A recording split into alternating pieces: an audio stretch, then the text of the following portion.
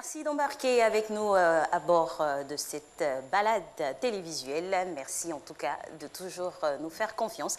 Madame, monsieur, bonjour. Toute l'équipe par ma voix vous souhaite la bienvenue dans votre matinale survitaminée, bien sûr accompagnée de mon cher et tendre colistier. Bonjour. Bonjour Alix, bonjour à toutes, bonjour à tous. Merci d'être notre compagnie pour ce troisième rendez-vous de la semaine réalisation. Bien sûr, Soro félicité avec toute son équipe là-haut, avec Monsieur Boga, celui qui nous rend assez comestible à l'antenne, façon de parler, et puis toute l'équipe d'Amé, Madame Boubi, et puis Régis. Et puis toute la bande joyeuse, quoi, en fait. Madame Vraiment, Bobby. Madame Bobby, Elle vient d'arriver? Oui, on a compris. Ah, Madame ok, Bobby, c'est un nom de code. Et puis, parlons de nom, justement, aujourd'hui, mesdames et messieurs. C'est la Sainte Alix. Allez, on va faire un bon pour Alix Cocola. Mais merci, c'est la gentil. Sainte Alix, on célèbre toutes les personnes qui se prénomment Alix. Alors, là où ça chauffe, c'est qu'on devra parler du caractère d'Alix. Comment elle est? Bon, on dit qu'Alix est sensuelle. Sensuelle, déterminée, Oui. Tatillonne, Aussi. espiègle, C'est vrai. candide, qui aime le glamour, parfois un peu anxieuse. Ouais, il en faut. Voilà, bref, ouais, je la connais bien. Ça, j'ai dit ça sans Vous regarder avez tout quelque vrai, part. exactement. J'ai C'est tout vrai. exactement En ces tout cas, traits de bonne caractère. fête de votre saint patron. Et merci. Sainte patronne. Et merci puis, aussi à toutes les Alix, hein, les qui nous homonymes regardent. de ce prénom-là. On regarde toutes les Alix de Côte d'Ivoire et du monde entier. Alors, au sommaire, ma très chère Alix, qu'est-ce qu'on aura aujourd'hui? Au sommaire, nous parlons de la famille aujourd'hui, au cœur de notre sujet. L'enfant, comment aider son enfant dans différents domaines. Et avec notre cher Frédéric Zabi, psychothérapeute, nous allons en parler pour ce mercredi. Également mercredi. Oui, on découvre que finalement, Dr Zabi, il est multicasquette. Hein? Oui. Il est toxicologue, il est psychothérapeute, il est polyvalent. Hein? En Et tout puis cas. en plus, il a un père philosophe, de Manfla, tout ça. Mais vraiment, il est complet, le mec. Dr Frédéric Zabi ne sera pas le seul dans ce sympathique conducteur que nous vous proposons au-delà du fitness, au-delà donc des exercices de jambes du coach Cyril Nyamke. On va parler aujourd'hui d'un thème assez intéressant, surtout pour ces personnes-là qui ont en charge l'organisation de nos différentes maisons. Les torchons en question, oui je sais, c'est léger. On les lave à quelle fréquence? Est-ce qu'on les lave une fois par semaine, une fois par mois? On les utilise comment? C'est très très important parce que de là peuvent provenir certaines maladies. Eh bien, on va en parler aujourd'hui. Et on aura aussi des images de petit-déj, n'est-ce pas, Alix? Exactement, le petit-déj aujourd'hui vous sera proposé. Plein de petites surprises, de quoi vous inspirer pour ce petit déjeuner du matin. Alors, aujourd'hui, coach Ina Kanouté sera encore avec nous, avec grand plaisir d'ailleurs. On parlera des talents et des ressources. Comment développer en tout cas son talent? Est-il inné? S'acquiert-il? Mais voilà, on va le savoir. 5h58, mesdames et messieurs, partout en Côte d'Ivoire. On salue tous ceux qui nous regardent du côté de Dakar. Dakar, où le cœur de l'Afrique battait hier soir au niveau du sport, avec le sacre de Mohamed Salah en tant que meilleur joueur africain. Sadio Mané, ce ne sera pas cette fois, une fois de plus, parce qu'il y a quelques années, il était 3e, l'année passée 2e. Et cette année, c'est toujours Mo Salah qui est à la manette. Meilleur jeune, Hashmi Akraf Hashimi, je ne sais pas si je prononce bien, donc l'ancien protégé de Zinedine Zidane, meilleur entraîneur Hervé Renard, meilleure entraîneuse qui nous vient de l'Afrique du Sud. Voilà, la Côte d'Ivoire n'a pas brillé aujourd'hui. N'a pas trop brillé, mais en tout cas, chapeau à Mohamed Salah. Et puis, the cherry on the cake pour Mohamed Salah, c'est que c'est son pays, l'Égypte, qui aura la lourde tâche d'organiser la CAN en 2019 au mois de juin-juillet, dans quelques mois seulement. Et voilà, c'était pour la distinction de cette, on va dire, de la veille. Il va bien, Kylian Mbappé? Il va bien, en tout cas, lui, c'est le haut niveau. Hein, c'est le haut niveau. C'est le haut niveau. Régis, et le sport et vous, bonjour Régis, ça va? On m'a dit que vous êtes un grand attaquant de pointe. Vos amis du journal auprès de qui nous sommes renseignés disent que vous êtes un grand attaquant. Soit dit en passant, le journal a perdu la compétition. Autrefois. Oui, mais vous avez été battu par le contenu FC, pendant le contenu FC. Donc, oui, mais je pense que c'est stratégique. N'étiez pas sur la pelouse. C'est stratégique, quoi. C'est stratégique. Expliquez-nous. C'est une défaite stratégique parce qu'en fait, ça nous a permis de nous retrouver. Soit dit en passant, il y a eu un match de rattrapage encore battu. Encore battu. Tout ça, c'est une stratégie. Okay. Alors, mesdames et messieurs, pour la première fois en direct, la stratégie de la défaite avec le FC Journal. Allez, merci d'être avec nous ce matin, bonheur. Régis Kofi est avec nous, avec sa bonhomie habituelle. Le flash, première salve, c'est parti.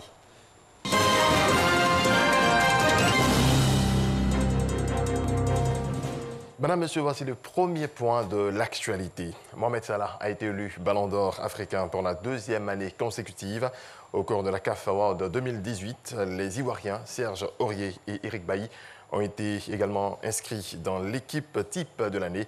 Nous y reviendrons dans le journal africain. Les guides religieux, rois et chefs traditionnels souhaitent que la paix retrouvée soit préservée. Ils se sont exprimés lors de la cérémonie de présentation de vœux au chef de l'État ivoirien, Awa Touré. La paix, la réconciliation nationale et la cohésion sociale au cœur des échanges de vœux entre le président de la République Alassane Ouattara et les guides religieux, rois et chefs traditionnels. Les gardiens des us et coutumes, par la voix du chef de canton de la région de Béré, ont traduit en des mots bien choisis leur satisfaction face aux grandes œuvres réalisées. Nous devons de redire aux responsables des partis politiques qu'il leur faut renouer avec le dialogue politique, qu'ils se doivent de tirer les leçons conséquentes de notre douloureuse histoire politique récente et faire en sorte que la vie de nos laborieuses et paisibles populations ne soit pas un perpétuel recommencement. Les guides religieux, conduits par le Forum des confessions religieuses et le Conseil supérieur des imams, après avoir noté avec satisfaction les avancées, ont invité le président de la République à rester à l'écoute des populations. Nous supplions le Seigneur afin qu'il apaise les esprits et mette les uns et les autres dans de bonnes dispositions quant à l'échéance 2020. Nous savons que la Côte d'Ivoire a les moyens de préserver la paix et la stabilité. Mais nous savons aussi que cela ne peut se faire que dans l'écoute attentive, la tolérance et le pardon. En retour, le chef de l'État a dit être en phase avec les guides religieux, les rois et chefs traditionnels qui, pour lui, représentent un maillon essentiel de la réconciliation nationale. Il ne peut y avoir de développement durable sans paix véritable.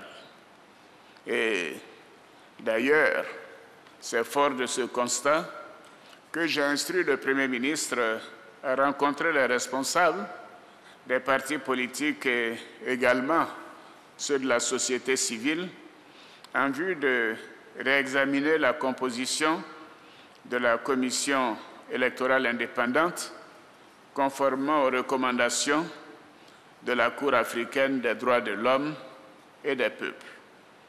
Mais je me dois de rappeler que la commission électorale actuelle est le fruit d'un large consensus. Face aux inquiétudes soulevées par la recomposition de l'environnement politique, le président de la République a tenu à rassurer ses concitoyens quant à la tenue d'élections apaisées et crédibles en 2020.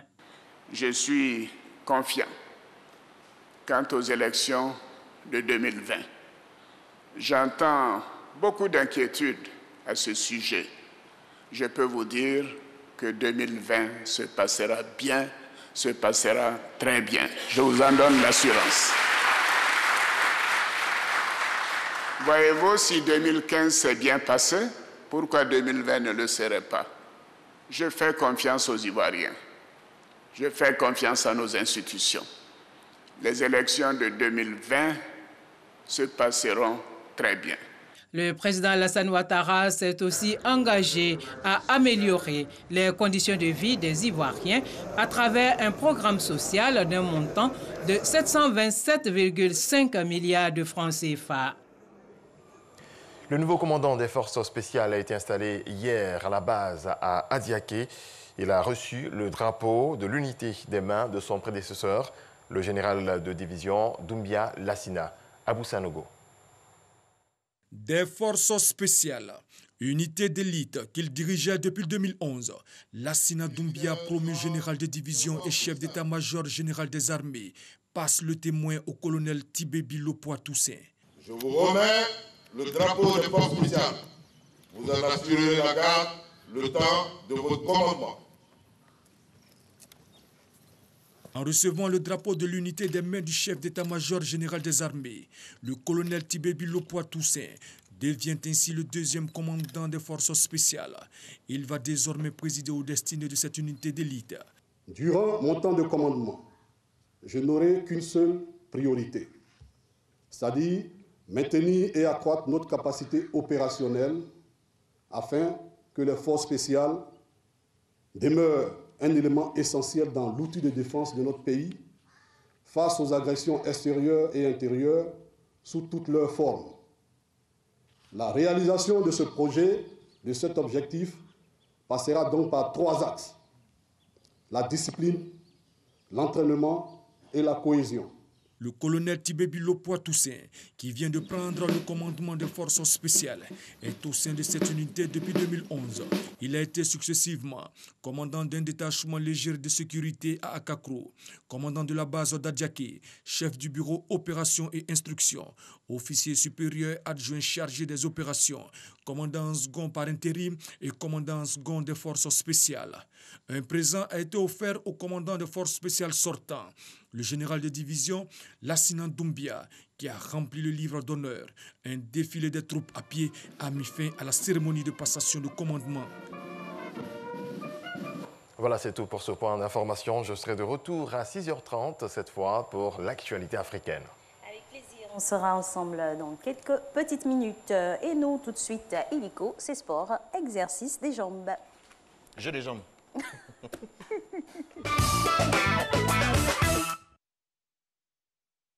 Bonjour à vous, bonjour Marco, j'espère que vous allez bien. Petite session aujourd'hui pour travailler les jambes. Alors, soyez attentifs, 6 exercices, on va commencer avec des squats. Donc je me tiens un peu sur le mini podium pour bien vous montrer les exercices. Jambes écart, maintenant on met les pieds vers l'extérieur pour travailler l'intérieur des jambes et les fessiers. On va faire un sumo squat, on va tendre les bras et remonter, d'accord? Le petit squat, on envoie bien le bassin en arrière, 5, 4, 3, 2, 1, ensemble. Bassin en arrière, on descend et on remonte. On gagne les abdos, on serre les fesses et on repart. 1, 2, 3, 4, 5, 6, 7, 8, 9, 10, 11, 12, 13, 14, n'oubliez pas de respirer quand vous montez. 15, videz l'air à la montée. 16, 17, 18, 19 et 20. On va se mettre sur le tapis, se coucher sur le tapis. On va se coucher sur le côté. Posez le coude au sol. Tendre la jambe qui est contre le sol. L'autre jambe passe juste derrière. On va pousser la jambe qui est tendue vers le haut et redescendre pour travailler l'intérieur des jambes. On va poser la main au sol et pousser pour remonter. Allez, 1, 2, 3, 4, 5, 6, 7, 8, 9, 10. On va changer de côté. J'avance un tout petit peu mon tapis pour changer de côté. Allez, on change de côté. Dans la même position, je tends ma jambe qui est contre le sol, le pied derrière. Je pousse pour remonter. Allez, go. 1, 2, 3. On cherche à travailler les adducteurs. 5, 6. N'oublie pas de vider l'air à la montée. 8, 10. On va se mettre à 4 pattes maintenant. Le troisième exercice. On va essayer de tendre la jambe en arrière et alterner. D'accord? 1. On change de jambe. 2, 3, 4, 5, 6, 7, 8, 9. Dernière répétition. Parfait. On va se lever. Jambes écart. On crée toujours un grand écart. On va essayer de descendre en squat sur un seul côté. Donc l'autre jambe reste bien tendue et après on alterne. On va aller à 20 répétitions toujours. Donc je veux que toute la surface de votre pied reste au sol. On va en squat sur un côté, ma jambe, l'autre jambe reste bien tendue et on change de côté. 2, 3, 4, bassin bien en arrière, loin derrière. 5, 6. Tendez les bras si vous voulez, comme si vous allez chercher quelque chose devant. 8, 9, 10. J'espère que ça va. On part pour le 4e exercice. Le 4e exercice, ça sera en position assise. On va juste mettre les 2 mains derrière, poser les pieds au sol. Vous avez la possibilité de poser tout le pied ou juste le talon. Et on va pousser le bassin vers le haut, avoir les jambes qui sont parallèles au sol et redescendre. Allez, go. 1, 2, juste le bassin. 3, 4, 5. On monte au maximum. 6, 7, 8, 9. Dernière répétition. Parfait. Dernier exercice. On va mettre les mains, on va joindre les mains devant. Je me mets de profil que vous me voyez bien. Je vais envoyer ma jambe derrière. Et la jambe qui va partir derrière sera la jambe qui sera fléchie en premier. Donc je vois ma jambe en arrière, je fléchis, je fais une fente, je reviens et je change de côté. 2, 3, 4. N'oubliez pas de gagner le ventre pour garder l'équilibre. 5, 6, 7, 8, 9. Parfait. Voilà que se termine cette petite session du matin. Bravo pour votre courage. Je vous souhaite une très belle journée. Je passe l'antenne à Marco et prenez soin de vous. À bientôt. Au revoir. Merci très cher. Ah, ça fait plaisir le matin comme ça de voir quelqu'un qui est en forme comme ça et que ça donne envie de faire du sport. Et on salue toutes ces personnalités-là qui font leur sport en regardant Matin Bonheur. Alix m'a fait le compte-rendu, mesdames et messieurs. Et Alix connaît du monde, hein, du beau monde. Et on peut avoir des confidences avec Alix comme ça. Ah oui, le gars qui fait du sport avec vous, il nous inspire chaque matin. Eh bien, réveillez-vous et puis faites du sport avec Matin Bonheur. Tous les jours, c'est fait pour... Et ça fait du bien. Ça fait du bien. Alors, Alix, qu'est-ce qu'on a? C'est la Sainte Alix aujourd'hui, donc vous allez entendre beaucoup, hein, Alix. Ah oui, c'est la Sainte Alix, mais pas que aussi. Hein, il y a un autre, il y a Alexia, il y a Marcie, il y a Pauline. Et pour ce conducteur, Sainte Alix vous conduit maintenant vers la diététique. Il faut bien prendre soin de son corps. On l'a fait avec le coach Namke. Maintenant aussi, l'esprit doit être en adéquation. C'est la... Sainte Alix, c'est ça.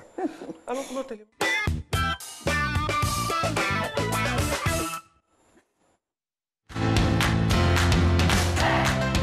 Comment faire des jus diététiques?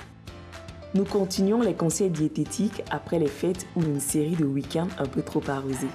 Il y a plein de moments dans l'année où le besoin d'une cure détox se fait sentir. Pourquoi ne pas concocter vos propres jus détox maison? Foncez grâce à ces quelques recettes pour drainer, purifier, renforcer son système immunitaire ou se donner un coup de boost. Allons-y pour la première recette de jus détox minceur pour éliminer les excès. 1. La détox au citron. Le jus de citron dans de l'eau tiède, c'est probablement l'origine de la détox. C'est également le cœur du régime citron. Il vous faut juste, pour varier les plaisirs, le jus d'un citron avec de l'eau tiède,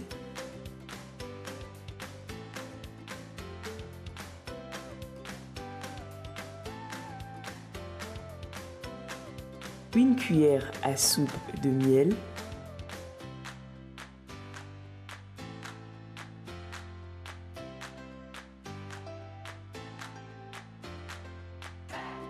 un gros bouquet de menthe fraîche. Mettez le tout dans une nutrifugeuse.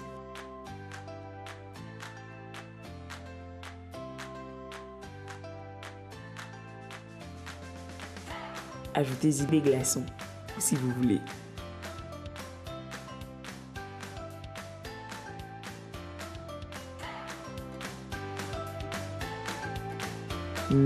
Rafraîchissant, n'est-ce pas?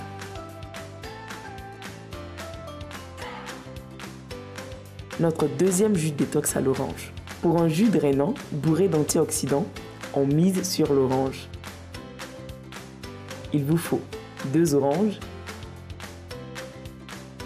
2 carottes, un citron, un peu de curcuma.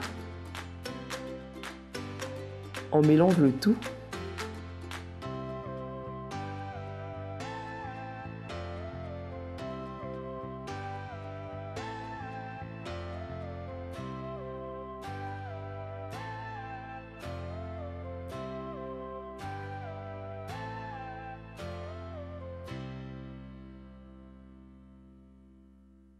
Et on savoure le bon jus à base d'orange.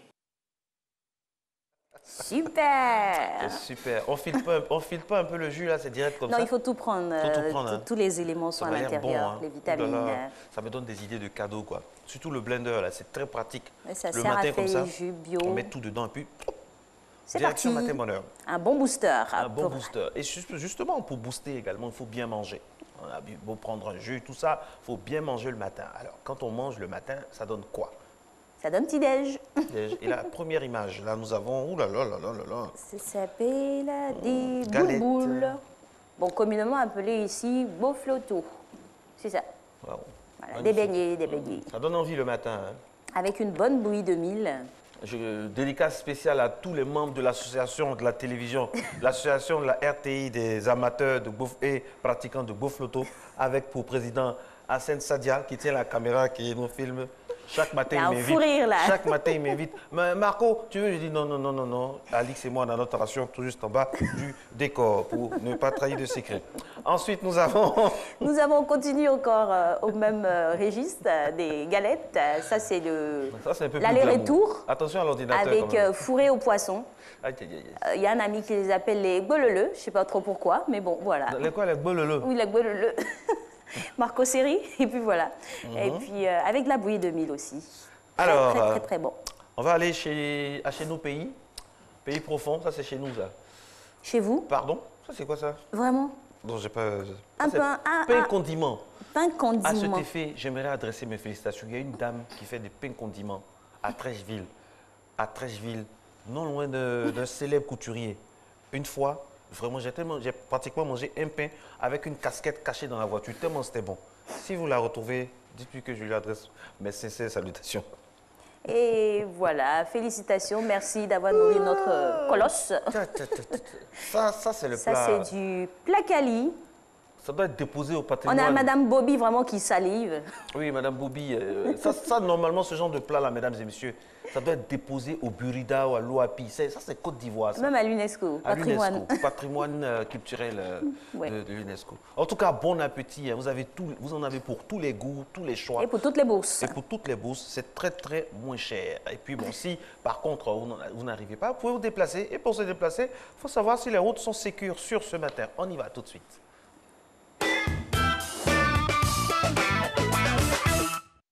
Et on atterrira certainement au boulevard Lagunaire. Voilà. Elle a transformé les voies en piste d'atterrissage. On y va. Le kérosène est sur le boulevard Lagunaire. Mais ça se passe bien aussi sur cette voie-là, avec les lampadaires qui sont toujours allumés. C'est normal. Le matin, il débute. Voilà. Le matin est encore jeune. C'est un bel endroit. On a un joli pays, on ne le dira jamais assez. Le Latri nous appelle avec l'entrée dans ce studio de notre coach Ina Kanouté qu'on va recevoir dans quelques instants seulement. Elle aussi prend plaisir à être avec nous à la matinale. On salue tous ceux qui nous regardent par ailleurs de Bamako, du quartier Faladjé à Bamako, Maliba. que je connais bien. Alors, Latri, ça va bien. Ensuite, ça va. Pont de Gaulle. Pont de Gaulle. Okay. Ça va aussi très bien là-bas. Vous avez remarqué qu'on a enlevé tous les caissiers qui étaient à côté? Le petit drapeau. Le petit drapeau rouge a disparu. On nous écoute. Ah oui, même le câble aussi. Ah écoutez, Alix. Ça ne nous gênait pas en tant que tel, hein, mais bon. Si. C'est mieux comme ça. Bus, taxi, camion. Camion. Et personnel. Puis, personnel, pas trop, mais bon, on sent qu'ils sont en train de regarder Matin Bonheur. Et c'est bien. Faites bien. Dernière voix. Si on peut à Marcory, ça vous dit? Oui, Marcory Garzol. Petit gazole à Marcory avec l'échangeur qui nous montre qu'il y a quelques petits échanges, surtout en bas. Oui. En bas. C'est la place Henriette. C'est bien, il faut marcher aussi le matin, hein. C'était très bien, voilà, c'est conseillé. C'est la place Henriette Conan-Bédier. C'est ça. On tourne et puis Anoumambo n'est pas loin. Voilà, l'aire de repos Henriette Conan-Bédier. Oui, voilà. C'est relax. C'est ça. Voilà, c'était tout pour ce point route. Merci. Il est 6h20, mesdames et messieurs, c'est le moment du cas pratique. Aujourd'hui, voici le thème que nous allons aborder.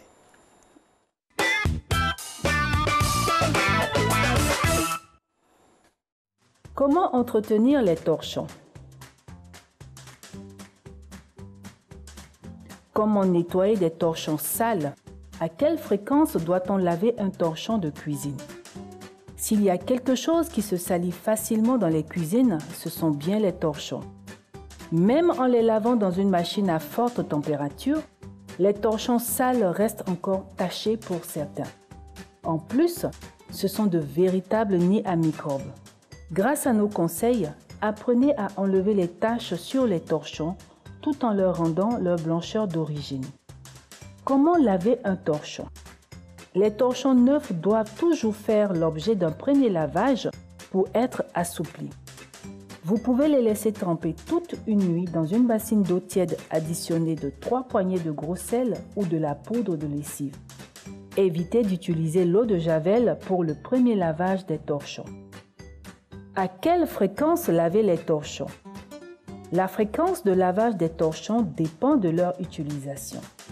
Pour éviter un risque de contamination, changez de torchon dès qu'il est taché. Un torchon peu utilisé peut être lavé au bout de 2 ou 3 jours. Par contre, il faut laver les torchons très sales tous les jours. Comment détacher un torchon? Dans l'idéal, un torchon taché devrait être traité de façon immédiate avant que la tache ne sèche.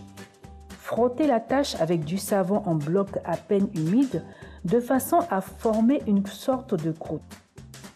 Laissez agir le savon une petite heure, puis frottez et rincez.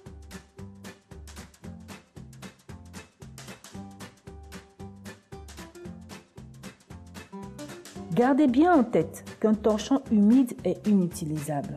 Dans ce cas, placez-le à proximité d'une source de chaleur, la gazinière ou le four avec précaution pour le faire sécher avant la prochaine utilisation. Ne rangez aucun torchon humide. L'humidité provoque des taches jaunes et des taches de moisie. Suivez la règle. Un torchon, une corvée. Le torchon utilisé pour s'essuyer les mains ne doit pas être le même que celui pour faire la vaisselle ou nettoyer les surfaces ou encore faire la cuisine. Comment ranger un torchon? Un torchon se plie en 3 dans le sens de la largeur, puis en 2 dans le sens de la longueur et vous rangez vos torchons.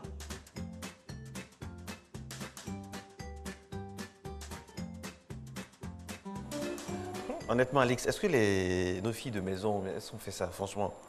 Bon, on laisse toujours les instructions, mais est-ce que c'est respecté scrupuleusement? Est-ce qu'on ne prend pas les torchons pour essuyer la transpiration dans notre dos? C'est pas facile aussi. Mais oui, hein, pendant qu'on cuisine, 2-3 petites gouttes de sueur là, et puis on prend le torchon. Il ne faut pas le faire. On vous l'a bien précisé là dans l'élément. Il faut laver les torchons presque tous les jours. Quand c'est un torchon utilisé fréquemment, il faut le laver tous les jours. Et quand il est peu utilisé, sur 2 jours. J'imagine la colère d'Alix si elle surprend une de ses filles de maison en train de faire ça. Non, la communication, c'est toujours... Pardonnez, j'imagine la soufflante qu'elle va lui passer. Mais non, du tout. Vous pouvez témoigner, moi je suis très docile. Il faut mettre des caméras, parce que vous avez souvenance de l'histoire de la brosse à dents dans le WC, tout ça. Non. Il y a beaucoup de choses qui se passent dans notre dos, hein, à la maison. Il faut faire très attention, il faut vérifier, il faut avoir le sens donc, des détails. C'est pour ça qu'il y a des femmes, par exemple, à la maison qui... On les trouve maniaques, mais elles surveillent, elles repassent partout pour savoir. Oui, c'est clair qu'il faut vérifier, il faut passer derrière pour faire le passage en revue. Il ne faut pas aussi tout laisser tout laisser entre les mains de notre personnel de maison. Il faut passer derrière. C'est en cela que l'on nous appelle les maîtresses de maison, sinon voilà. On n'a que des écoles. Housewives. Allez, mesdames et messieurs, on a quelques infos en 2 minutes, hein, des infos donc, pour cette journée. Aujourd'hui, nous fêtons l'anniversaire de Kate Middleton. Kate Middleton, oui, 9 janvier 1982. Voilà, c'est un anniversaire que nous fêtons aujourd'hui. Kate Middleton. Voilà, oui, Cambridge. Regardez combien elle est magnifique. Elle a combien d'enfants maintenant? Le 4e en route. 4e en route. Oui. Wow. OK, no comment. Et puis, ça vous dit tout simplement Bibi, chanteuse, aujourd'hui 9 janvier 1957. C'est l'anniversaire de Bibi, donc, avec cette chanson mythique qui a résonné dans plusieurs oreilles et aussi dans des cœurs, sûrement. D'origine ghanéenne, je crois. Est-ce qu'on n'a pas son image, Bibi? Pitié, l'image de Bibi. On n'a pas Bibi. Oh non. On n'a pas Bibi. Par contre, on a Lee Van Cleef. Vous vous rappelez, donc, celui qui faisait tous ces films-là avec les samedis soirs à l'époque. On avait de grands films. Cinéfilms. De grands films, oui, avec Lee Van Cleef. Il est né Et à voilà. Somerville, New Jersey, oui. Tous ceux qui regardent la télévision depuis les années 80 connaissent ce monsieur avec ses rôles multiples et multiformes, Mr. Lee Van Cleef. Et encore un autre anniversaire aujourd'hui, 9 janvier 1913, Richard Nixon. Et voilà. Ça me fait mal pour Bibi quand même. Ça me fait mal, bon. On va trouver et puis on va actualiser. Voilà, Richard Nixon. Il a été le 37e président des États-Unis. Et il est né un jour très particulier, un 22 avril. Il est décédé, pardon, un 22 avril. Bon, c'est un jour 22 particulier. avril, 22, 23, 24, 26, 6h26, mesdames et messieurs. Vous êtes à Matin Bonheur. Ça fait plaisir d'être en votre compagnie avec ma très chère Alix, qui fête aujourd'hui la Sainte Alix. Vous comprenez pourquoi elle est contente comme ça, parce qu'elle aura plein de cadeaux de la part de sa sainte patronne. Merci d'être avec nous. Dans un instant, Ina Kanouté, le coach qui va s'installer, mais avant, la pub, la météo et le JT. Deuxième salve avec monsieur Régis Kofi. On y va.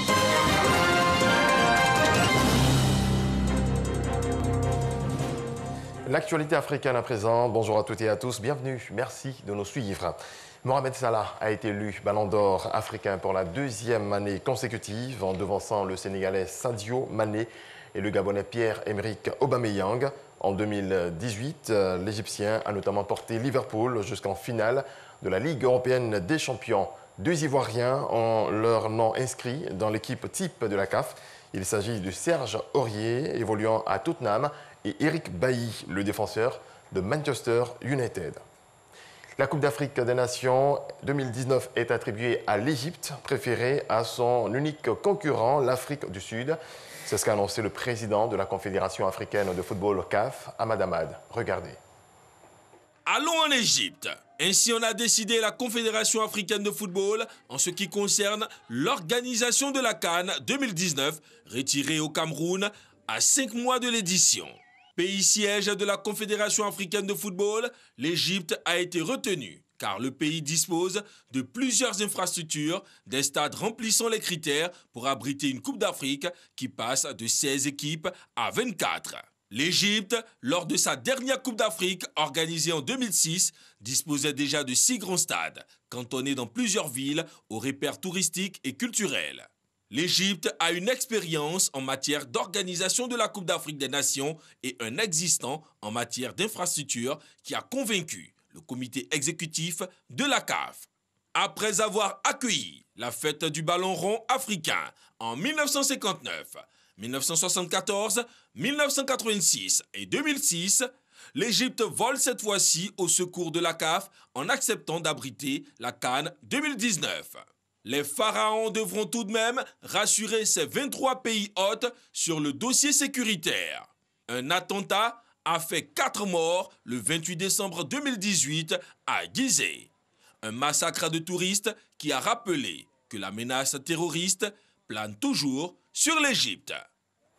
Allons à présent sur les routes. Les participants du Rallye Dakar quittent la zone d'étape où le départ symbolique de la course a eu lieu pour se rendre au départ officiel de la première étape Lima-Pisco, première étape de la 41e édition de la course. À Libreville, au lendemain de la tentative de coup d'État par des membres de la garde républicaine, beaucoup de Gabonais disent comprendre le message des responsables qui prônent le changement. Vous le savez, le pays baigne dans un flou institutionnel depuis que le président Ali Bongo Ondimba est convalescent au Maroc suite à un AVC. Voici quelques réactions de Gabonais.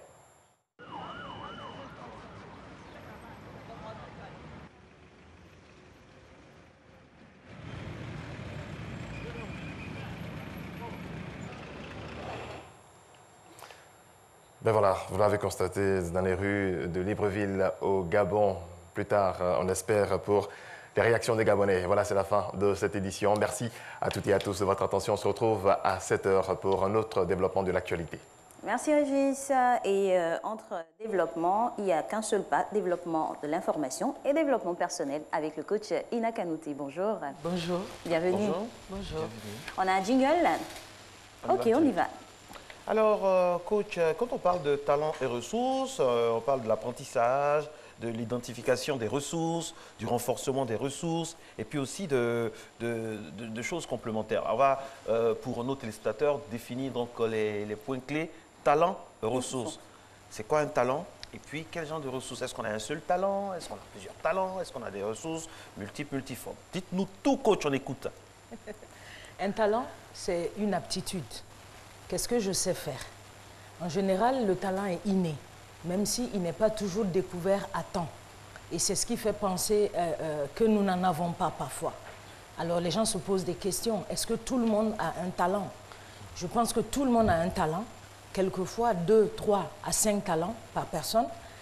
Maintenant, la ressource, c'est quand le talent est travaillé, qu'il est mis en valeur, que ça devient un point fort ou une ressource pour la personne qui a le talent. Et pour ça, il faudrait déjà le savoir. Alors, comment identifier son talent?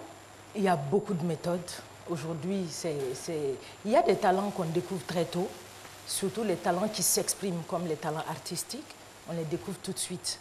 Mais quand le talent est plus latent, surtout les talents de comportement, de relations interpersonnelles, les personnes ont tendance soit à les minimiser parce que c'est naturel, on a toujours su faire quelque chose, on ne sait même pas que c'est un talent, soit à ne pas savoir ou ne pas avoir l'opportunité de les mettre en valeur.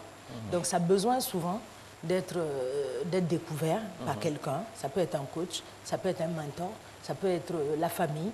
Et travailler ensuite ce talent.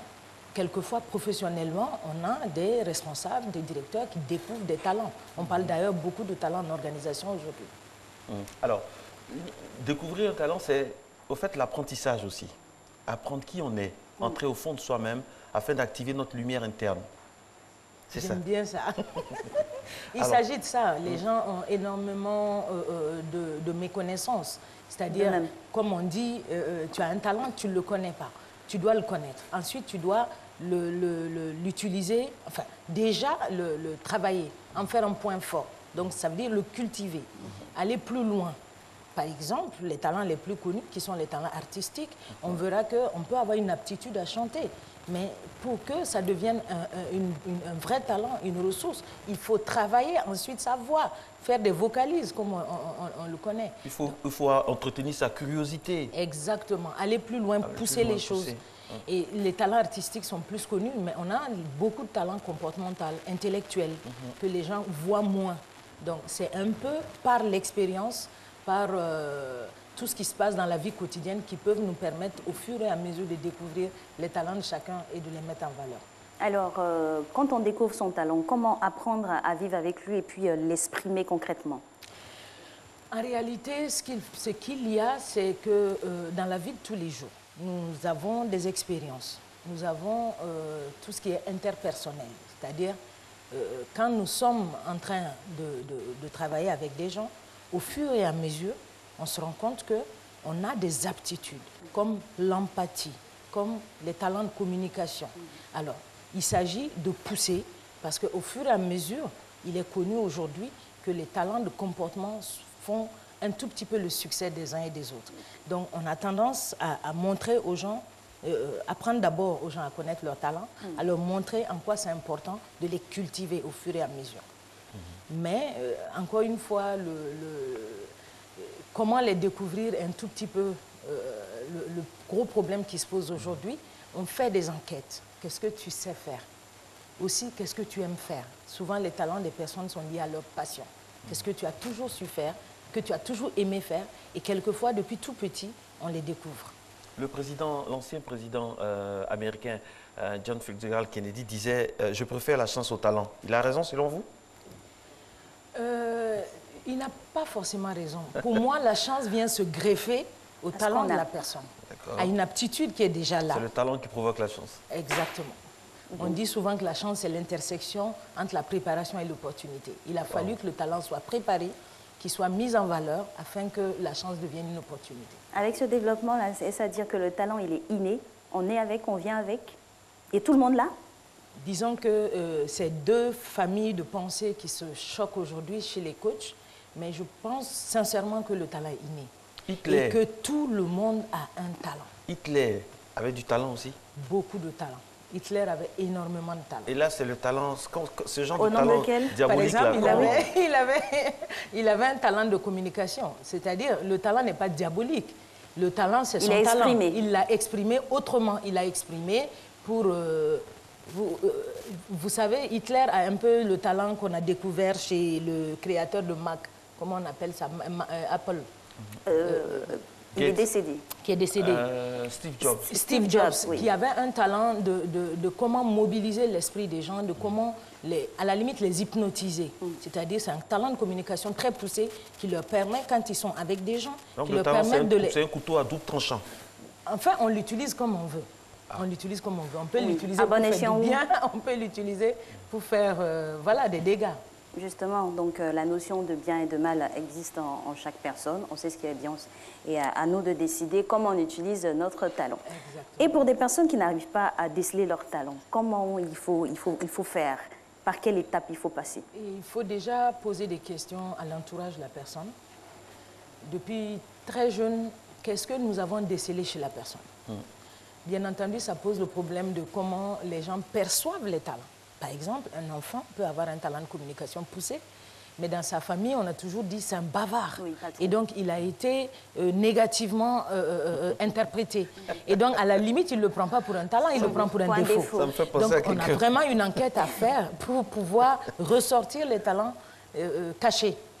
Et on pose des questions à l'entourage, on pose des questions à la personne. On lui demande également, mais qu'est-ce que tu fais avec aisance? Et qu'est-ce que tu fais avec plaisir? Parce que c'est ça aussi, quand on est dans son talent, on le fait avec beaucoup de plaisir. Voilà ce qui nous donne la piste aujourd'hui de se dire que les gens peuvent travailler, doivent travailler dans le domaine de leur talent pour avoir énormément de plaisir dans ce qu'ils font, dans la vie professionnelle. Ce que vous dites là, c'est très important parce que les parents, on a tendance à orienter les enfants dans tel ou tel domaine. Il faut plutôt écouter et observer leur talent ou leur domaine de prédilection. Merci, ça me fait plaisir. Des parents se disent... C'est une vraie maman qui parle. Oui. Beaucoup de parents se disent je suis avocat, il faut que mon enfant soit avocat. Ou alors, aujourd'hui, les numériques sont là, il faut que mon enfant aille dans ce sens parce que, voilà, ça va. C'est la tendance. Non, nous devons orienter les enfants en fonction de leur talent et de leur passion. Et donc, je dis toujours qu'on peut être dans un domaine très intéressant quand ce n'est pas notre talent, quand ce n'est pas notre passion. On ne brille pas.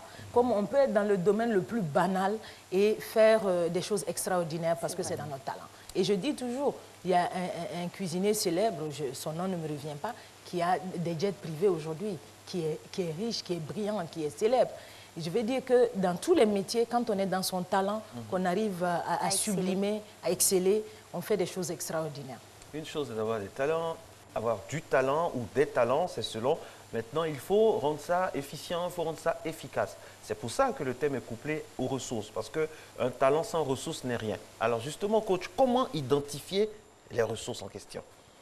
Disons, on n'identifie pas les ressources, on identifie les talents et on cultive le talent pour en faire une ressource ou un point fort. Très bien.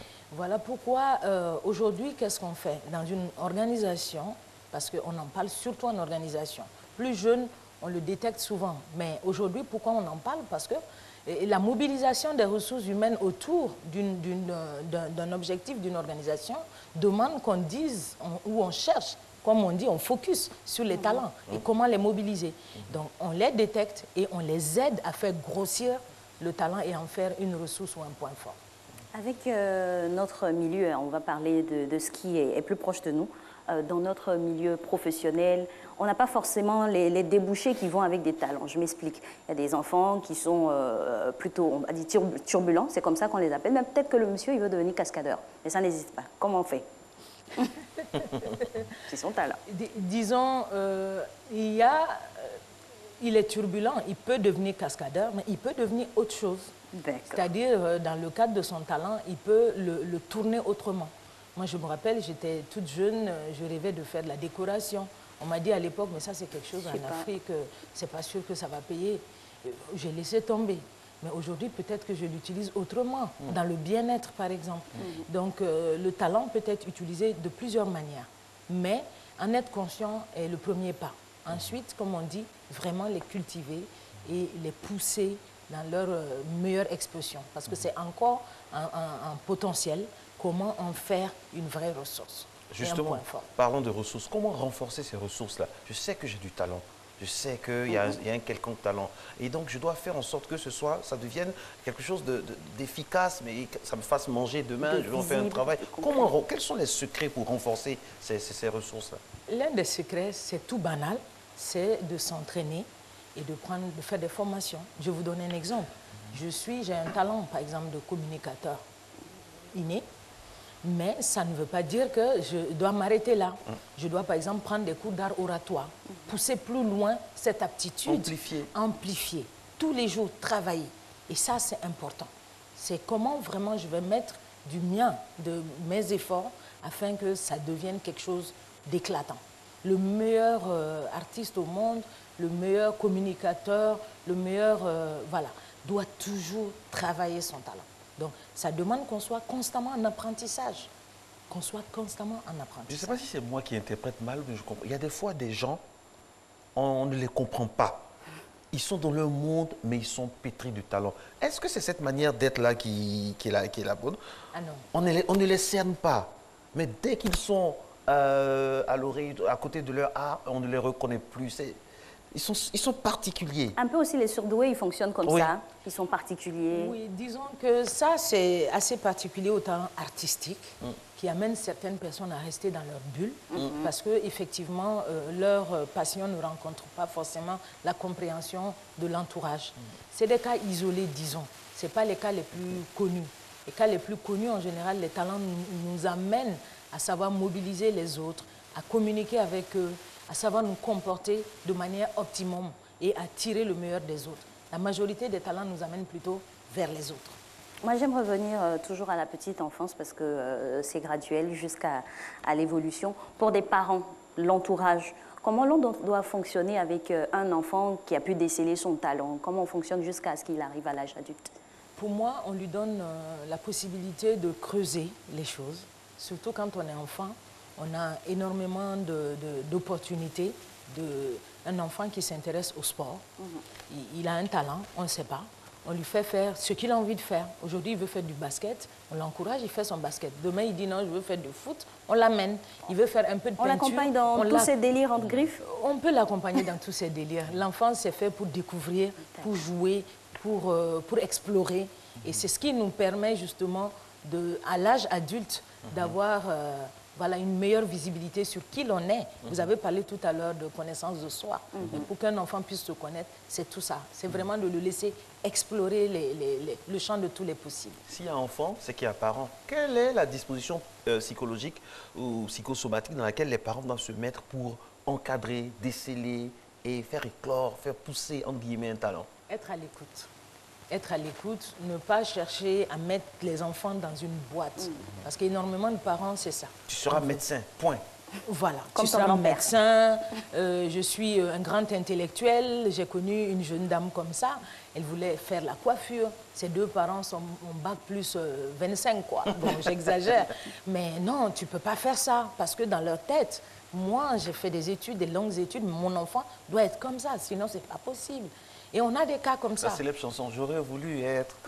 Exactement. Il y a également ça, ceux qui prennent leurs ambitions, qui n'ont pas pu réaliser et qui calquent sur l'enfant. Alors, pour moi, l'enfant est vraiment un talent qu'on te confie et ton devoir, ta mission. C'est un talent qu'on te confie. Que Dieu nous confie. Que Dieu nous confie, qui n'est pas à toi. Voilà. Tu es juste le gardien de ce talent-là et ton devoir, c'est de l'amener aussi à grandir et à pouvoir faire sa mission. Mais quand c'est l'enfant qui veut faire comme vous, par exemple l'enfant d'Alix, il dit il veut être présentateur télé. Non, et quand il vous dit ça de lui-même? Ça, l'enfant le dit souvent, sans que vous ayez eu une quelconque influence, l'enfant le dit, il dit je veux faire comme... Très souvent, à un certain âge, les enfants ont tendance à imiter les parents. Pour la petite histoire, ma maman était journaliste télé Et je lui disais souvent, je veux être journaliste. J'ai commencé par faire la communication. Et après, j'ai vu que mon talent est ailleurs. Et j'ai changé. Alors, ça arrive très souvent. On le laisse faire. On se met à son écoute. À un moment ou à un autre, le vrai talent va se préciser. D'accord. Ah, c'est très important. On le laisse faire et après, on change. On ne perd pas du temps, de temps là? Non, on ne perd pas de temps. C'est un enfant. Par exemple, votre fille va vous dire, maman, je vais être journaliste comme toi. Tu dis, ah bon, ok, dis-moi comment tu vas faire. Et on le laisse s'exprimer. C'est tout ça l'enfance. C'est le jeu, c'est l'exploration. Et ensuite, à un moment donné, il va commencer à délaisser et à dire, ah, j'ai vu un médecin, tonton, il est médecin, on va essayer. Et en général, ça change quelques fois. Mais après, quand on enquête un tout petit peu, on verra qu'il y a un point commun entre tout ce que l'enfant a choisi pendant son enfance. Le destin n'a pas quelque chose à y avoir? On peut l'appeler comme ça. On peut appeler ça mission de vie. Oui, parce que j'ai un exemple. Moi, je voulais toujours faire de la télévision. Mais mon père, il insistait pour que je fasse de l'économie. Alors, j'ai terminé mon cursus en économie. Et bon, aujourd'hui, je sers là. C'est le destin. On peut dire ça comme ça. C'est inné. Et l'économie vous aide d'une certaine manière? Toujours. Moi, aujourd'hui, je suis coach, mais la communication m'aide à faire passer mon message. Effectivement. Et d'ailleurs, on n'a pas qu'un seul talent. On en a 2, 3. Parfois, on a observé 5 talents chez la plupart des gens. Il y a un talent primaire. Exactement. Il y en a un qui va être mieux exprimé. Dominant. Et les autres vont venir en complément. Il faut tout faire pour que ce soit des talents positifs. Parce qu'il y a l'envers du décor, il y a des gens qui ont des talents néfastes. Et c'est inné aussi. Le talent est toujours positif. C'est l'utilisation et c'est lié aux valeurs. C'est-à-dire, j'ai mon talent, j'en fais ce que je veux. J'en fais des bonnes choses ou j'en fais des mauvaises choses. Mais le talent est toujours positif. Et le talent, il est intrinsèque ou il peut être développé par plusieurs personnes? Qu'est-ce que vous appelez... Non. Il est propre à nous-mêmes? Il est propre à nous. Il est propre à nous. Maintenant, il doit être cultivé. Et que le champ de distorsion de la réalité est très célèbre. C'est le talent qu'avait Steve Jobs de fasciner tellement les gens autour de lui qu'ils oubliaient leur réalité.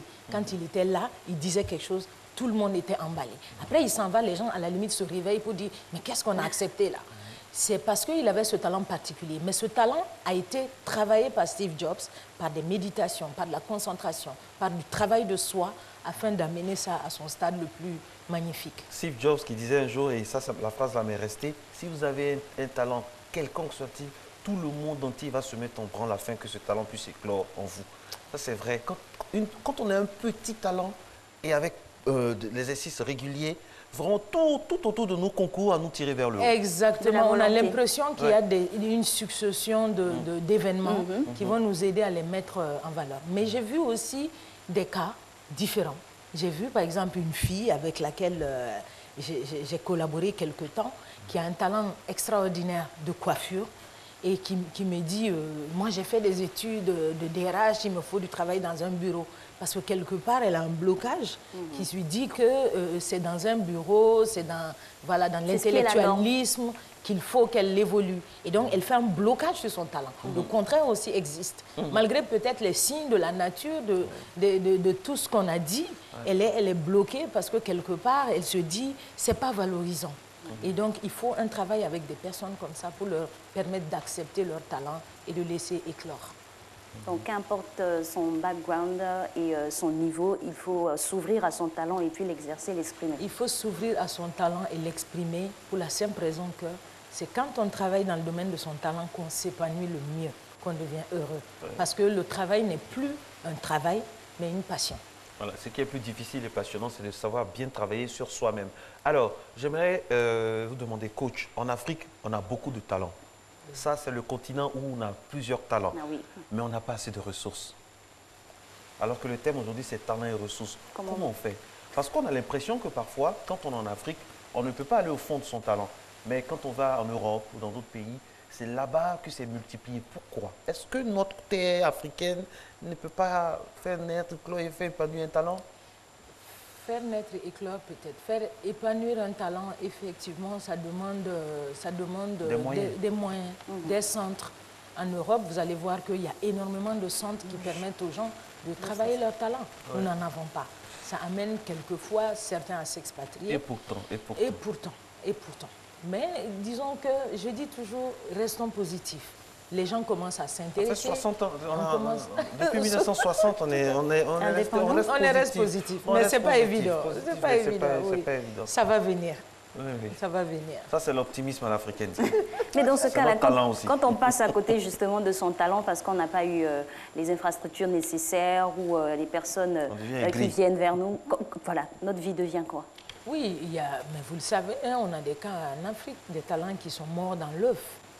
Et voilà, on devient quelqu'un en marge de la société ou on devient une personne, on s'insère quelque part, on vit sa petite vie tranquille, mais on n'a pas cette exaltation qu'on aurait si on avait pu faire éclore son talent. C'est dommage. Mais ça arrive beaucoup. Même dans les pays développés où les possibilités sont là, ça arrive que des personnes passent à côté de leur talent. Et comment justement ne pas passer à côté de son talent? Il faut faire très attention. Il a dit un mot magique, connaissance de soi. Beaucoup de gens sont à l'écoute de tout, de l'actualité, des autres, du voisin, sauf d'eux-mêmes. Et comment on se connaît justement? On s'écoute. Venez, je vais vous montrer. Okay. Marco, voyons. On s'écoute, on médite, c'est-à-dire qu'on ne passe pas toute la journée à courir sans prendre le temps de faire attention. Voilà. Se poser, de se poser aussi des questions, de se poser les bonnes questions.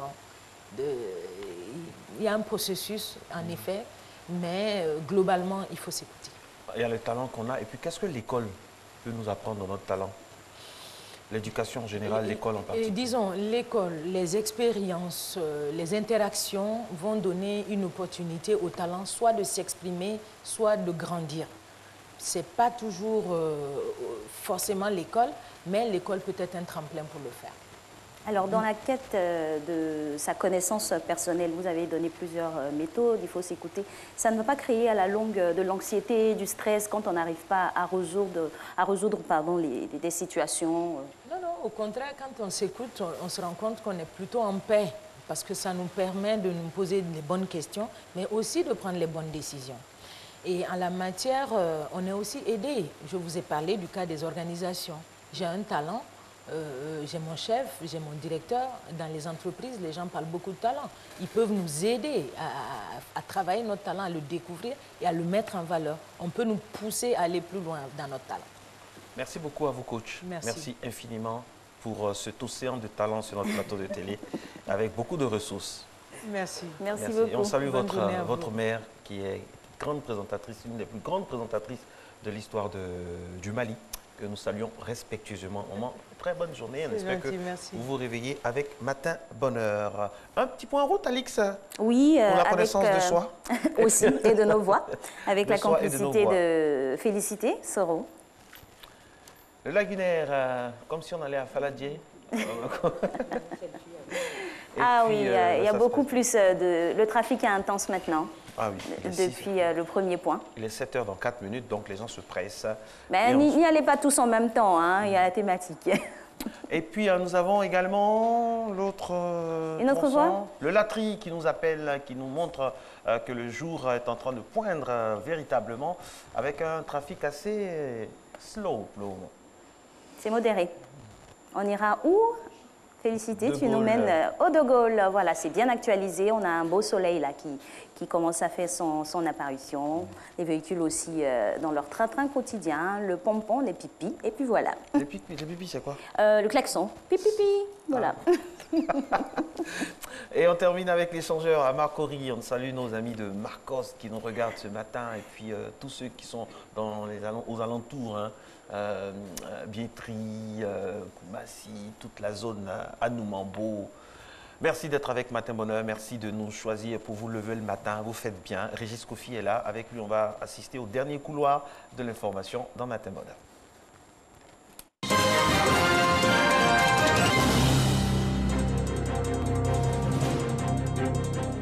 Le point de l'actualité internationale a commencé par la Chine. 20 enfants ont été blessés dans une école primaire de la capitale chinoise par un homme. L'agresseur a été arrêté. Les agents du département d'enquête criminelle de Pékin se sont rendus sur les lieux.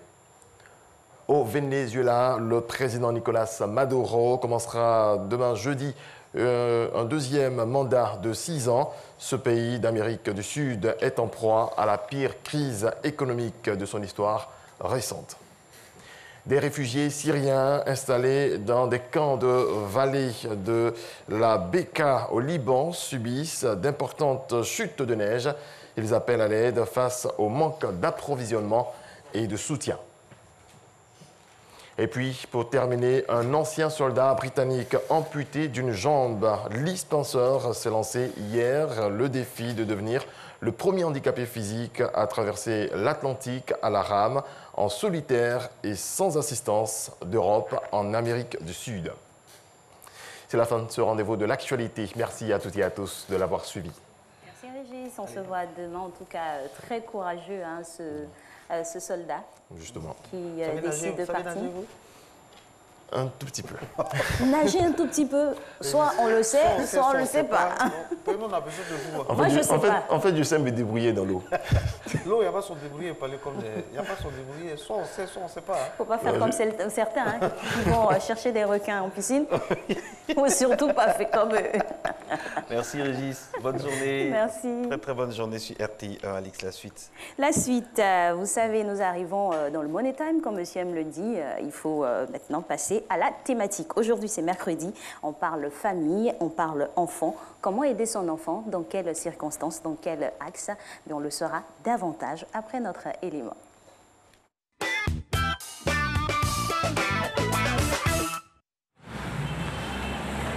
Une certaine dose de rébellion, à la maison ou à l'école, n'est pas une raison suffisante pour conclure que l'enfant ou l'adolescent est un usager de drogue.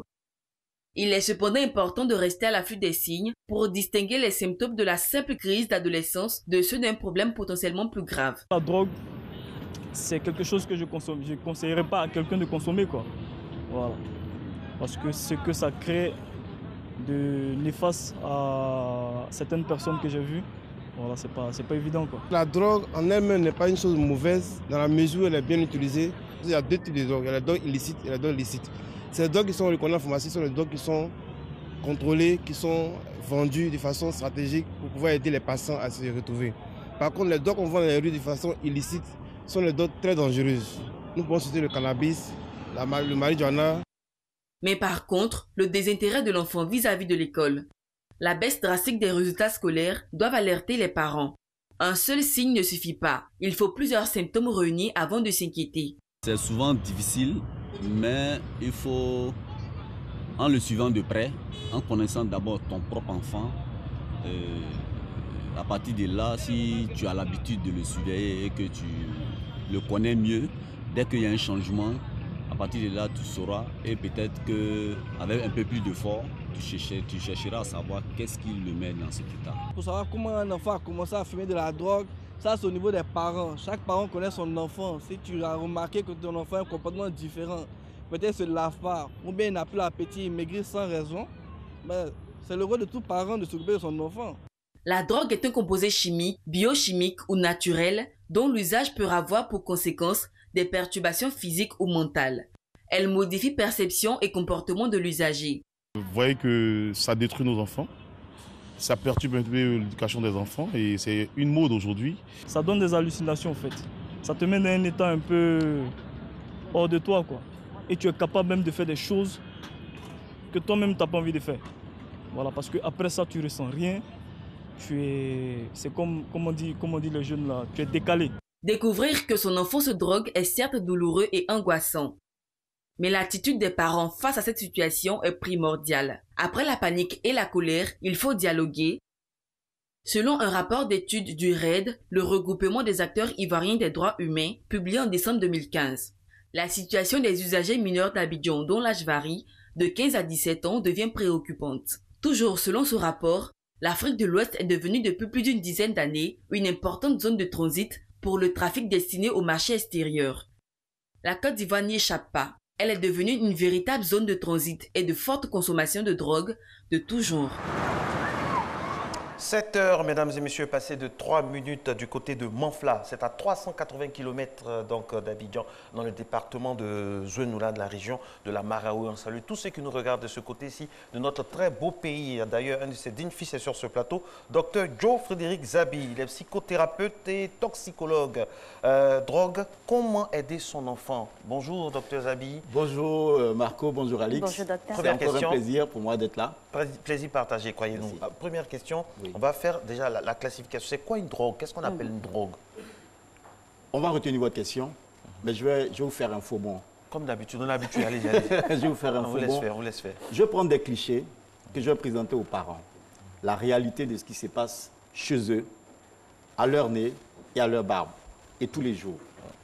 Il faut dire que d'entrée, l'âge de la première consommation de drogue en Côte d'Ivoire est en train de s'abaisser dangereusement. Aujourd'hui, le premier contact de certains individus avec la drogue se situe entre 8 et 9 ans. Selon quelles statistiques? C'est pas bon. Ce que je suis en train de dire, c'est pas vraiment, c'est pas basé sur des statistiques officielles, mais c'est basé sur les réalités de ce que moi je fais comme pratique. Des enquêtes que vous avez menées. D'enquêtes de terrain, des prises en charge des enfants et tout, des interventions thérapeutiques dans les familles, etc. L'âge de la première consommation de drogue est en train de s'abaisser à 8 et 9 ans. Deuxième chose que j'aimerais que les parents sachent, c'est que la drogue n'est plus hors de l'école, la drogue est dans l'école. Troisième chose que j'ai envie que les parents sachent, c'est que le mode de consommation de drogue est en train de changer, en train d'évoluer dangereusement. Les types de drogue sont en train de changer, tout change en fait autour des parents, sauf eux-mêmes. Ça pose un gros problème. Qu'est-ce que c'est qu'une drogue? Et là, maintenant, je vais répondre à votre question. J'étais patient, j'attendais. Donc, la classification et qu'est-ce que c'est qu'une drogue? Voilà. Il faut dire que la drogue, c'est une substance, un produit d'origine naturelle ou synthétique, qui, une fois ingurgité par un individu, modifie en fait le fonctionnement de son système nerveux central et altère sa vigilance, altère en fait son vécu relationnel, altère également sa santé, altère également sa façon de se tenir en société. Oui. Donc tout produit qui a des conséquences, qui agit directement sur le système nerveux central, peut être classifié comme drogue.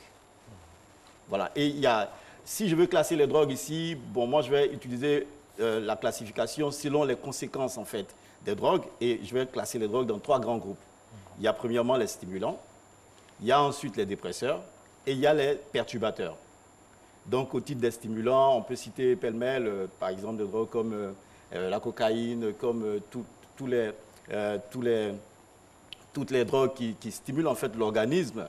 Et au titre des dépresseurs, on peut parler de tous les produits en fait qui apaisent l'organisme, qui apaisent les douleurs, qui créent par exemple une sorte de somnolence au niveau des individus et tout ça. Ça, on peut les classer au titre des dépresseurs. Et les perturbateurs, on peut parler de tout ce qui crée en fait, pour ne pas me répéter, des perturbations au niveau du fonctionnement psychique de l'individu. Comme par exemple certains produits qu'on peut inhaler, comme des colfortes, par exemple, et d'autres types de drogues de ce genre. En fait, je n'ai pas envie de rentrer dans beaucoup de détails parce que nous sommes sur un plateau de télévision et les enfants nous suivent. Et donc, quand on leur donne trop d'informations, ils peuvent essayer. Donc, mais il faudrait qu'on fasse aussi le distinguo entre des effets secondaires de médicaments dans la pharmacopée et puis les drogues qui sont utilisées. C'est le mode d'acquisition qui diffère. Absolument. Il faut déjà dire que la plupart des médicaments, tous les médicaments même sont des drogues. Tous les médicaments sont des drogues. C'est l'usage qu'on en fait. Voilà, c'est l'usage qu'on en fait qui peut être nocif ou bien alors qui peut être curatif. Donc, tous les médicaments sont des drogues. C'est pour ça que je disais qu'il faut que les parents actualisent en fait leurs connaissances en la matière. Parce qu'il y a beaucoup de produits que les enfants utilisent comme drogue aujourd'hui parce que les enfants ont des informations que les parents n'ont pas. Les enfants sont de grands chimistes aujourd'hui. Ils savent tellement de choses que les parents ne savent pas, qu'ils utilisent la drogue à la maison, au vu et au su des parents, et sans que les parents le sachent forcément. Du coup, voilà, il faut que les gens actualisent en fait leurs connaissances à la matière. Vous avez parlé de la drogue à l'école. Là, ça m'interpelle tout de suite. Pourquoi, comment? Je vais vous dire, les parents mènent des combats. On dit il faut que les fumoirs soient détruits aux alentours des écoles. Il faut qu'on mène des combats de vigilance autour des écoles et tout ça. C'est très beau. Mais il faut savoir que le domaine de la drogue, c'est un domaine d'intelligence. Et la plupart des acteurs ont de gros intérêts à protéger. Donc, ils utilisent également de grosses intelligences pour préserver leurs acquis. Et donc, aujourd'hui, ils ont amélioré les techniques de pénétration du marché, de leur marché. Un marché noir, un marché qui est dangereux, un marché qui est très, très avilissant au niveau de la nature humaine, en fait.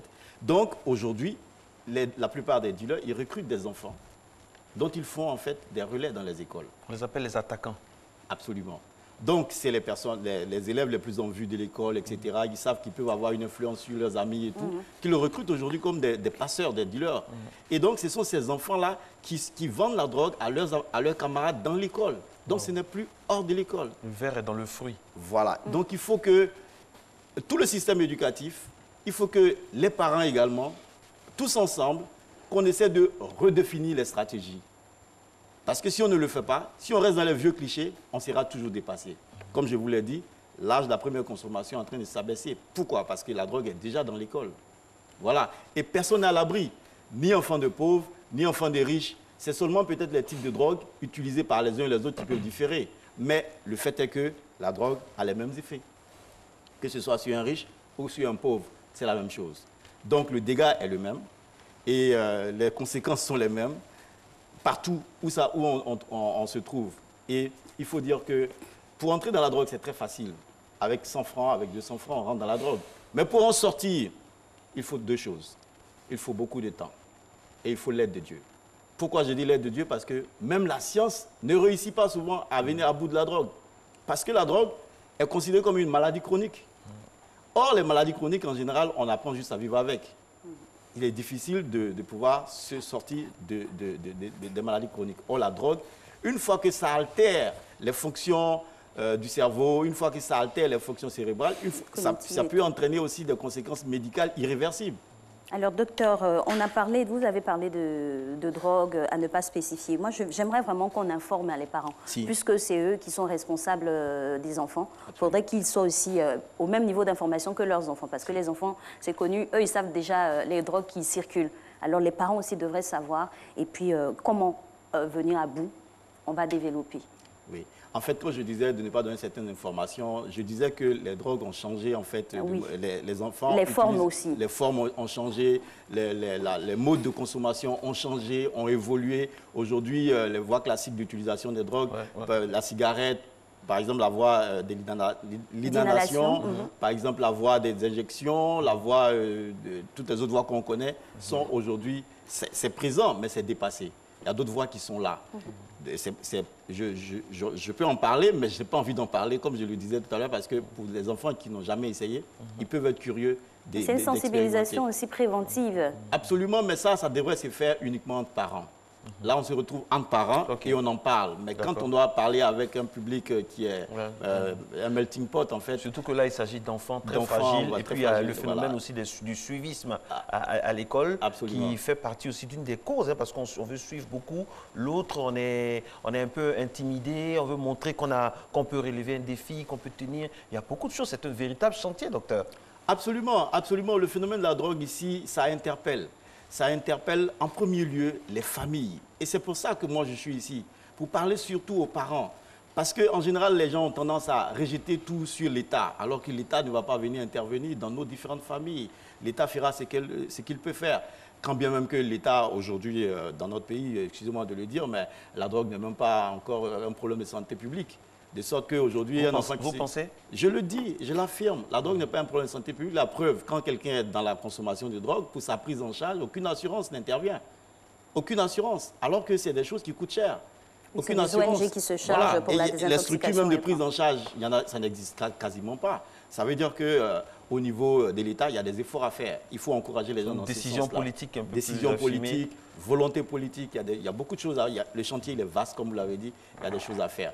Ici, il faut que les parents sachent qu'il y a plusieurs types de consommation de drogue. Il y a la consommation occasionnelle, où au décours d'une soirée, un enfant, par curiosité, peut essayer une drogue. Ça ne va pas forcément créer une dépendance. Ça ne va pas créer, par exemple, des dommages au niveau sanitaire. Ça ne va pas créer des dommages au niveau psychique. Donc ça, c'est la consommation, si vous voulez, occasionnelle. En dehors de cette consommation occasionnelle-là, il y a la consommation abusive ou nocive, où il y a la répétition de la consommation qui intervient ici. Et là, les problèmes de santé commencent à intervenir. Parce que la consommation de drogue, il faut que vous le sachiez, par exemple, quand on utilise la voie, par exemple, des injections, on peut se faire contaminer par des maladies comme le VIH, comme les hépatites virales, etc. On est exposé à ces maladies-là, dont les conséquences sont irréversibles sur l'organisme. Donc là, les dommages au niveau de la santé apparaissent, les dommages au niveau psychique apparaissent, les dommages au niveau relationnel et affectif apparaissent également, parce que le comportement de l'individu dans la famille change totalement. Ça, on est dans la consommation abusive ou nocive. Et là, maintenant, la troisième phase, c'est la phase la plus grave. En fait, ici, on tombe dans la dépendance. Là, l'individu, il y a une sorte de compulsion dans la répétition de la consommation. Il y a une sorte d'envie irréfrénée, irrépréhensible. On ne peut pas s'empêcher parce qu'il y a un phénomène qui apparaît. Il y a la dépendance à la fois physique et psychique. Physique parce qu'arrivé à un certain niveau de consommation, ce n'est plus l'individu qui agit. C'est son corps lui-même qui demande. Qui réclame, oui. Qui réclame le produit parce que le cerveau a été conditionné à un niveau où le cerveau ne peut plus assumer certaines de ses fonctions qu'il assumait naturellement sans forcément qu'il soit aidé par un produit. Et maintenant qu'il est aidé par un produit, l'organisme n'arrive plus à se passer de ces produits-là. Donc, le corps réclame. C'est pour ça que quand quelqu'un est dans la drogue, il ne faut pas penser que c'est un problème qu'on peut gérer avec juste un conseil.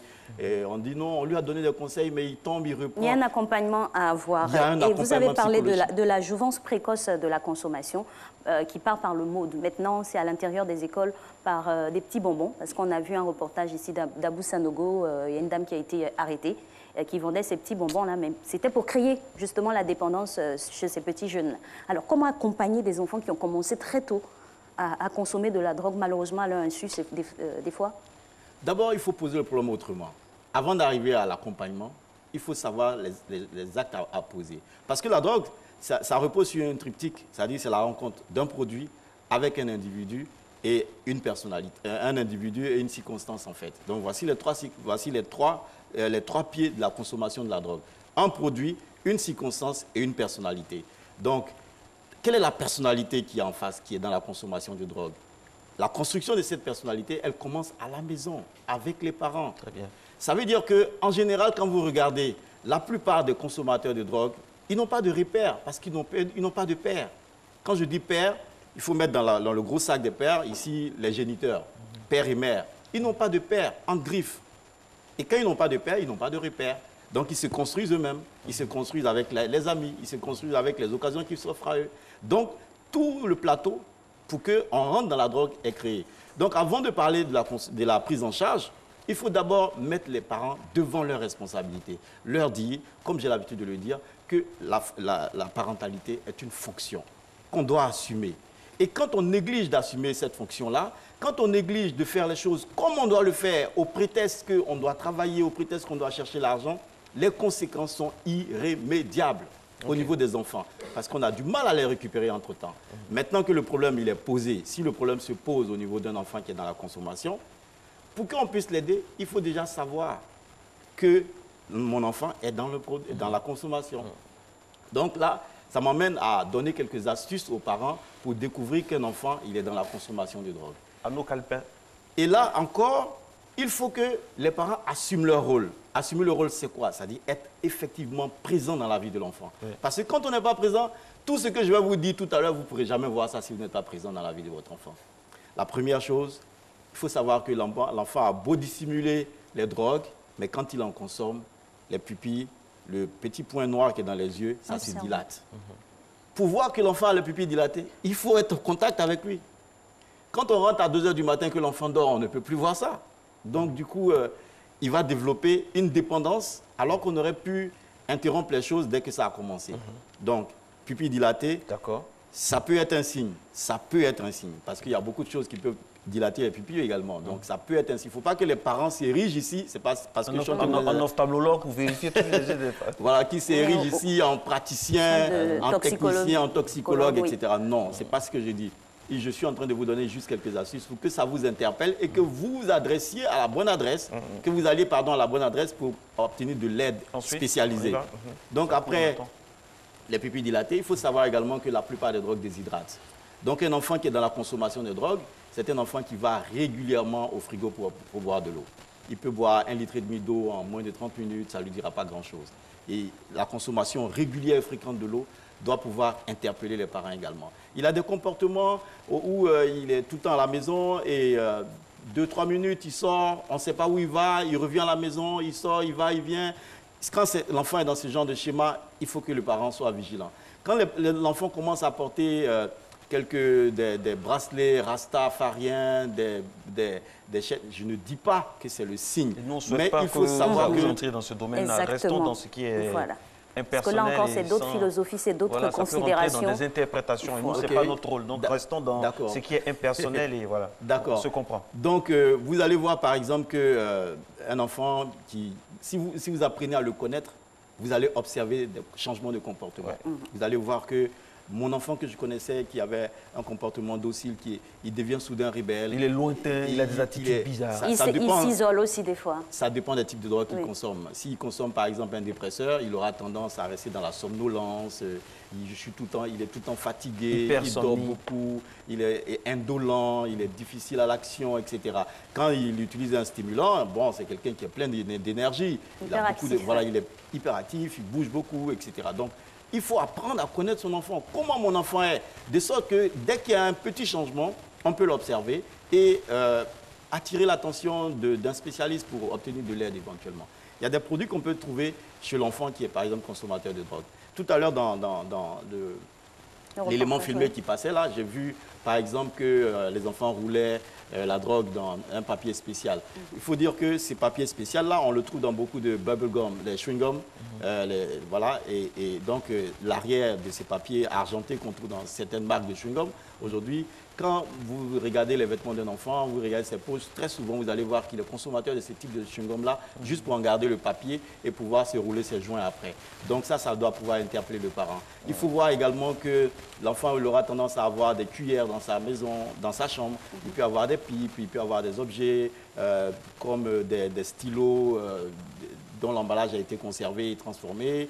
Voilà, il y a des petites choses bizarres comme ça qu'on trouve. Au niveau physique, son odeur, son haleine, tout ça, il n'y a pas de... Il y a également quelque chose qui peut attirer les parents, c'est que quand par exemple on est dans la consommation d'une drogue particulière comme le cannabis a une très forte odeur. Donc la plupart des enfants, quand ils consomment le cannabis, ils ont envie de masquer les odeurs du cannabis. Donc ils utilisent beaucoup de déodorants. Donc quand vous voyez que votre enfant habituellement utilise de l'eau de Cologne, les déodorants, etc., ça doit pouvoir vous interpeller. Et il va être en train de mâcher des chewing-gums à longueur de journée, en général pour masquer les odeurs du cannabis de la bouche, parce que lui, il sent ces odeurs-là et il pense que tout le monde sent. Du coup, il a envie de se protéger du regard des autres, de l'attention des autres. Donc, c'est des choses qu'il fait très, très facilement. Donc, ces choses-là devraient pouvoir interpeller les parents. Donc, quand les parents, ils ont ces signes-là, je le dis encore, ce n'est pas l'occasion pour eux de devenir toxicologue. Là, parce que la prise en charge d'une personne qui développe une addiction à la drogue est une affaire de professionnels. Et en général, ça appelle l'attention d'une multitude d'intervenants. Par exemple, les médecins, par exemple, un médecin psychiatre, un médecin généraliste, un médecin psychiatre, un psychologue, un éducateur, un travailleur social. Donc, c'est ce collège de spécialistes qui va intervenir. Parce qu'il faut organiser une prise en charge holistique, une prise en charge qui chemine toute la vie de l'enfant, en fait, de tous les aspects de sa vie, du plan au niveau scolaire, spirituel et tout. Donc, il faut que tous ces spécialistes interviennent dans sa vie, convergent les efforts et puis on obtient en fait un résultat avec beaucoup de patience et beaucoup d'action. Donc, il faut que les parents comprennent, et ça, j'insiste là-dessus, qu'ils comprennent que la drogue, la consommation abusive de la drogue est une maladie chronique. Et une maladie chronique a besoin d'une intervention spécialisée. Voilà. Si les parents n'ont pas compris ça, ils vont toujours développer des frustrations, ils vont développer des amertumes, des pleurs, à n'en point finir. Et les parents confient leurs enfants le temps d'une journée à une école. Qu'est-ce que les écoles font? Quel est le dispositif? Parce que ce que vous avez tellement bien dit, au début, on savait que les enfants sortaient de l'école, ils allaient dans un fumoir, tout ça. On peut localiser facilement le fumoir. Là, ça a changé. Ça a changé. Aujourd'hui, il y a les réseaux sociaux, ils ont des messages qui se passent, il y a des rêves partis, je ne sais pas si c'est comme ça qu'on dit. Il y a de nouvelles techniques. Est-ce que l'école, c'est vrai que, bon, l'école ne peut pas tout faire, mais à ce niveau-là? Vous êtes en train de poser un problème d'appréciation générale. l'école est gérée par les adultes. Les adultes sont dépassés, donc l'école est dépassée. Comment elle peut le faire pour ne plus être dépassée? Comment elle peut faire? C'est premièrement de comprendre qu'elle a un rôle d'éducation et non seulement d'instruction.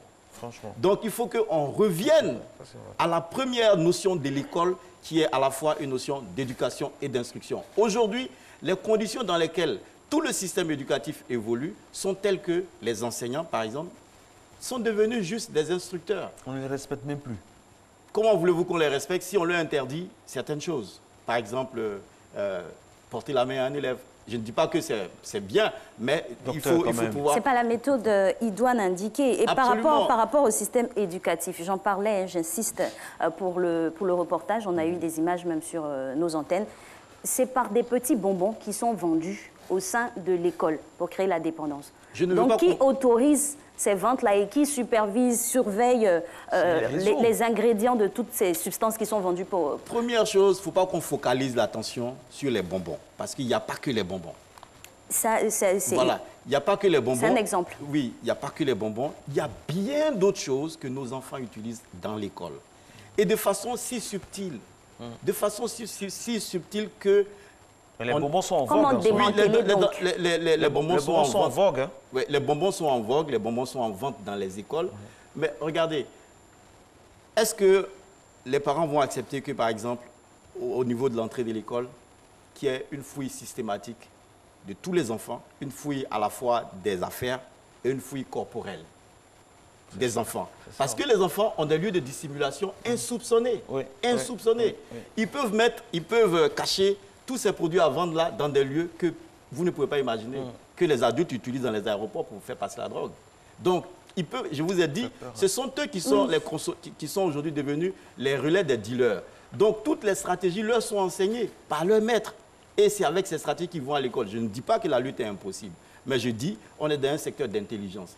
Et il faut de l'intelligence. Donc, il faut des mesures particulières. Déjà, en mettant un dispositif de sécurité à l'entrée de l'école, par exemple, concernant la fouille, ça va déjà amoindrir, en fait, l'entrée ou la masse. Docteur, quand vous parlez comme ça, bon, moi, je suis un peu réaliste. Vous parlez de dispositifs d'entrée dans les écoles, alors qu'il y a des écoles qui n'ont même pas de table, qui n'ont même pas de tableau. C'est ça aussi. C'est un problème vraiment profond. Je vous comprends. Hein. Je vous comprends, mais quand vous me dites même qu'il n'y a même pas d'assurance pour...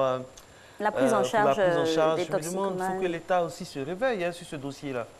Parce que franchement, on a besoin de choses concrètes. Il ne faudrait pas attendre que ça arrive à l'enfant de quelqu'un qui est nanti pour venir faire encore des conférences et tout y quanti. Il faut vraiment prendre le problème à bras le corps. Et ça commence maintenant. Et je vous rassure, Marco, ce qu'il y a d'intéressant, c'est que je vous ai dit tout à l'heure, la drogue ne fait pas de tri entre les enfants. C'est ça. Pauvres ou riches, la drogue, elle frappe. Et très généralement, ce sont même les gens nantis dont les enfants sont dedans. Parce que ce sont eux qui ont beaucoup de moyens. Justement, parlant d'argent, la manipulation ou la gestion de l'argent chez les jeunes, il faut bien avoir de l'argent pour acheter cette drogue-là. Madame, comprenez que toutes les drogues ne sont pas... C'est pour ça que je disais tout à l'heure que les adultes sont dépassés. Donc le mode, les méthodologies, le mode d'acquisition. Le mode d'acquisition... Voilà, donc je vous disais que les drogues ne sont pas toutes les mêmes. Les gens sont focalisés sur la cocaïne, l'héroïne qui coûte cher, 8 000, 12 000. Le bonbon, c'est 25 francs, j'insiste. Alors qu'aujourd'hui, il y a des drogues qui ne coûtent que 100 francs, qui sont à la portée de tout le monde. Il y a des drogues qui ne coûtent rien du tout. C'est-à-dire qu'il vous suffit juste de connaître et puis vous utilisez. Vous n'avez pas besoin d'argent. Donc l'utilisation de l'argent n'est pas le problème. Le problème, c'est les valeurs que les parents doivent donner aux enfants. De sorte qu'un enfant qui est en face de n'importe quel type de drogue, qui puisse avoir les moyens de résister et de ne pas succomber. Et pour terminer, docteur, il faut des moyens clairs, conséquents, affirmés pour la lutte contre la drogue dans notre pays de façon générale et dans le milieu scolaire en particulier. Merci beaucoup, docteur Zabi. Merci beaucoup. On espère que vos parents de Montfla sont très fiers de vous. Et puis, on vous retrouve la semaine prochaine. C'est un sujet très épineux. Vous pouvez continuer le débat chez vous à la maison. Et puis, bon, sur notre page aussi. Sur notre page, #Matin Bonheur. N'oubliez pas, Matin Bonheur, ça sert à ça. Informer, pédagogie, sensibilisation. Réalisation Soro Félicité. On vous souhaite une très bonne journée sur RTI 1.